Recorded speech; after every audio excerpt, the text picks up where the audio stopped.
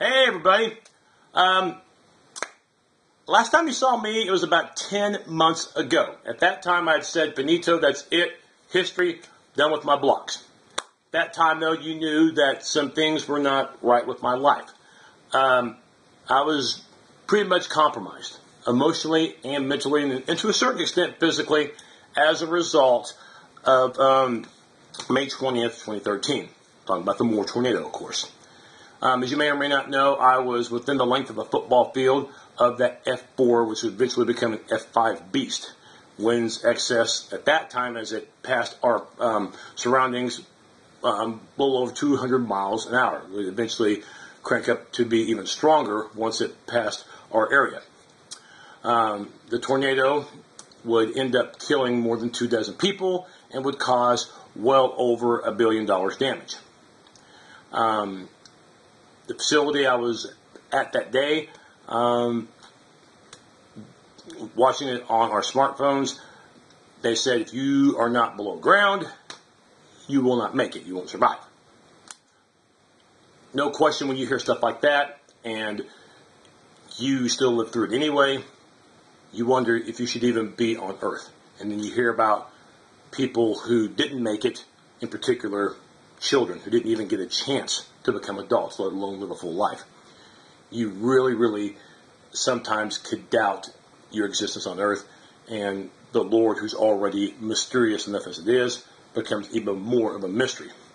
So I had that on my brain, I had that on my conscience, I had that on my heart. And it carried with me all the way through the football season as I was doing my shows. And there's other issues that were going on in my life at that time too, but May 20th was the biggest at that time. Not even a trip to Florida the next month in June could even completely get me back on track.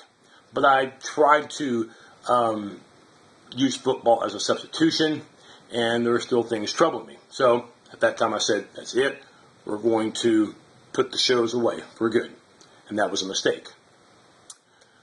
I should have just took a break, and instead I made the mistake of saying I'm retired. And I shouldn't have done that. I quit right in the middle of the Big Ten Leaders Division previews, you might remember. And by the way, anybody who is curious, I did pick Ohio State to win the Leaders Division, which is of course now defunct. And I did pick them to win the Big Ten. Well, we know that didn't happen. Michigan State ended up winning the Big Ten. But back to what I was talking about. At that time, I made that decision to retire because I always said that if I didn't feel I could give my best performance on here, that it wouldn't be fair to myself or to you, because anything less than the best that I give on these blogs is not what I've come to expect, and especially it's not what you've come to expect. So I packed it in. And believe me, did I regret it? You better believe I did. There were so many times I wanted to come on here, do my weekly matchup show, and no question come on here and talk about OU ball games. And yes, I did watch the Sooners play virtually every game this past year. The only one I missed was the pay-per-view game against Louisiana Monroe. Watched Trevor Knight, watched his, the beginning of the year, the struggles, against West Virginia, getting yanked in that game in the fourth quarter. And then, of course, watched him at the end of the year and watched how he blossomed. And, of course, the Alabama game, his finest hour. And pretty much that symbolized, Oklahoma. They, struggled a little bit in the beginning. Of course, played wonderful against Notre Dame. Middle of the year, struggled against TCU. And, of course, stunningly losing to a Texas team that at that time it looked like Texas was in for a long year. And then the Longhorns made a big run.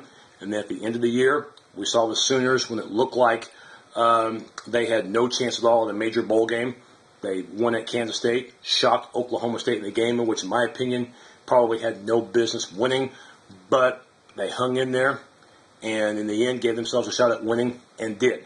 So you give credit to the Sooners for that. And then the Alabama game, playing one of the best games in the bowl game that we've seen maybe in Sooner history, and, shocking the tide. I gave OU, no chance to win that game at all. So as far as how I felt Oklahoma did, maybe one of Bob Stoops' finest coaching jobs ever, which is saying a mouthful from a guy that's won a ton of Big 12 championships and has won a national title. And they didn't win the Big 12 last year, but still 11-2 with the injuries that they had and the adversity they had to overcome. That right there is a Hall of Fame type season in my book. But for me, how have I done since August? It's been a slow but steady recovery. The main thing is I finally got it. Number one, you understand that what happened May 20th last year could happen again, and you have to understand that it could happen anywhere. You have to learn to deal with tragedy, and you deal with it with support through family, friends, and you deal with it with support basically through the outlet that you were on already. And thank you very much, everybody, for your comments. Sorry I didn't get to respond to all of them, but thank you very much. It helped me more than you could ever know, and it was definitely part of my therapy. And by the way, the help that I had continued to seek professionally has helped, and it made me realize that you don't have to feel guilty forever. And the other thing I've learned since last year is don't stop doing what you love. If you have to step away from it for a while, that's fine, but don't give it up thinking that what happened on May 20th has to change your life completely. If it's going to change it, make it change for the better, but don't sacrifice doing what you love, because that's not going to make it better. It's going to make it worse. Those are, and I learned some other things too, but probably those were the biggest lessons that I learned from last year, and that I'm taking into my life now.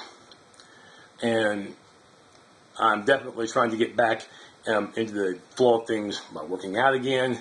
And some days get into a rut. And by the way, I do plan on reopening my Facebook page, but this time it will be under the OU Sooner 56, and that will be dedicated not only toward college sports and toward OU, but also toward the fitness avenue as well. So if there is going to be a change in my life since May 20th of last year, it is going to be probably in the fitness and nutrition field. I'd like to get a little bit healthier. I was on that track last year, and while I have not gotten worse since then, I was kind of at a stagnant plateau situation, and I don't want that to happen. I don't. I want to continue to get better with that and help others try to achieve that goal as well. Got a long ways to go in this life, Lord willing, so let's put it to some good and help others, maybe yourself, get to that as well. By the way, my next episode on here, as we will resume the blogs, and I'm happy and hope you are too, college football playoff. It is officially here. The BCS, bye. College football playoff. We'll have semifinals coming up in January with the Rose Bowl and Sugar Bowl. They'll be a part of the rotation this year. And Arlington, Texas, Cowboy Stadium, they won the bidding rights to host the national championship. So after the semifinals are played New Year's Day, week and a half later, Arlington, Texas will host the national championship. We'll get into more of that with the college football playoff. So the coaches poll, computer polls, Harris poll, no longer will have a say-so in deciding the national championship. It's going to be kind of like an NCAA basketball tournament committee, pretty dang close to it.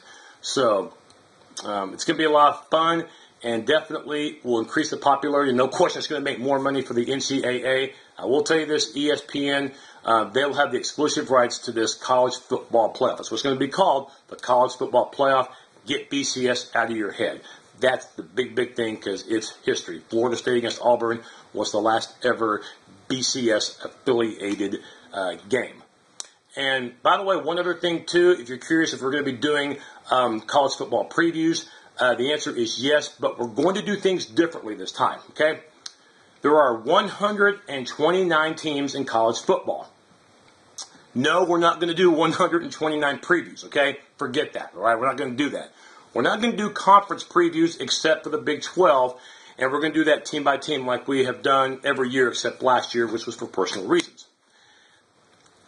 What we're going to do this year is we're going to give specific teams their own preview show, and it's not going to be 9 or 10 minutes long. It's going to be probably about 3, 4, 5 minutes long, something like that. And it's going to be a team based upon one of the following criteria. They have to have one of the following criteria for me to give them the preview show. A college football playoff contender, or a contender in a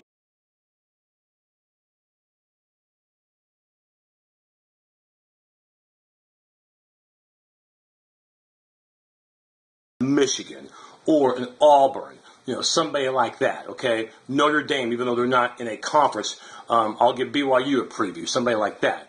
But if it's somebody that's really sorry in a major conference, and I'm not going to mention them by name, Colorado, sorry I mentioned their name, I'm not giving them a preview, okay? Because they're not going to factor at all into the top 25 and probably won't even qualify for a bowl game. So I'm not going to give them a preview.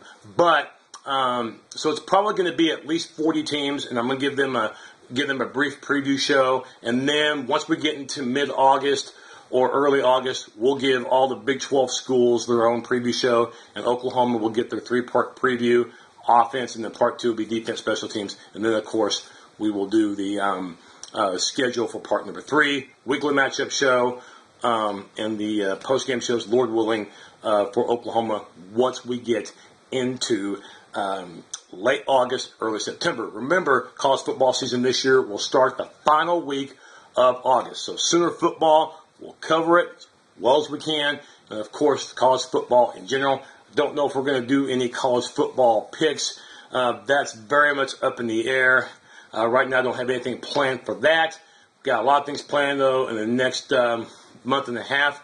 As we're going to cover teams that I think are going to be very relevant and have either a shot at the playoff or will have a shot within their division in their conference. That's what I meant to say earlier. So good to be back, feeling better, and of course we're getting closer to the start of the pigskin, and of course getting ready for all you Sooner fans.